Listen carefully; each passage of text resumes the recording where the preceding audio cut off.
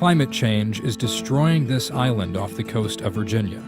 Tangier Island is rapidly disappearing under rising sea levels, losing ground every year. In just a few decades, the whole island could be underwater.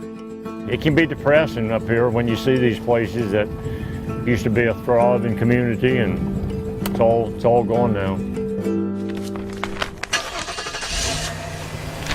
When we hear about islands going under rising sea levels, we often hear about the South Pacific, about the Maldive Islands. What we don't hear about so often is this island, even though it's just a few miles off of the mainland U.S.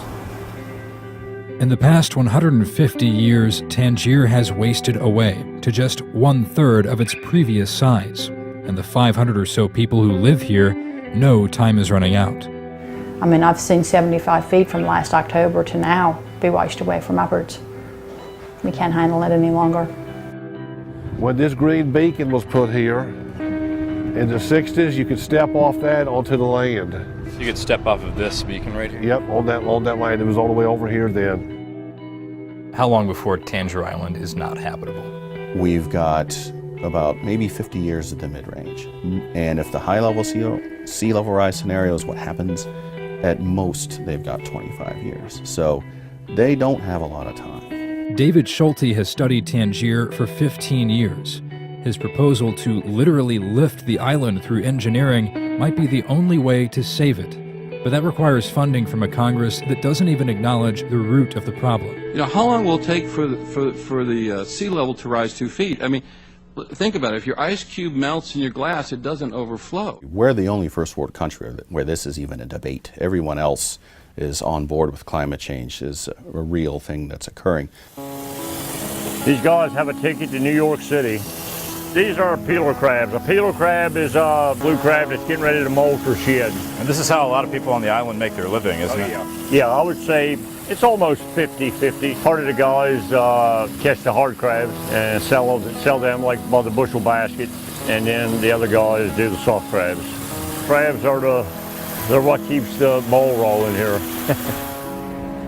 Can be very, very discouraging. The bay that's provided a living for everybody, all these years is actually threatening the community now.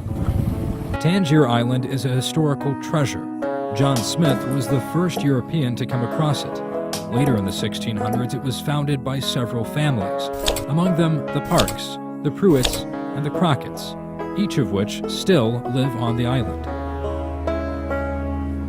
This is eroding very quickly too, right here. It's coming in right into their backyard. Yep.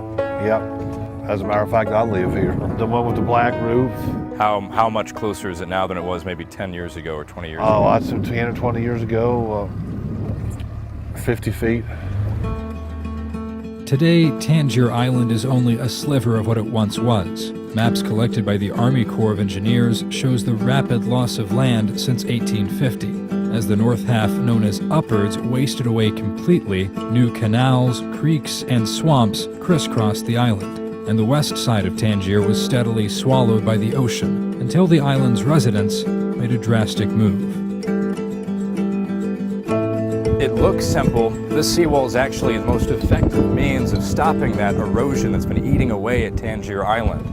But it only stretches along the west shore of the island right now.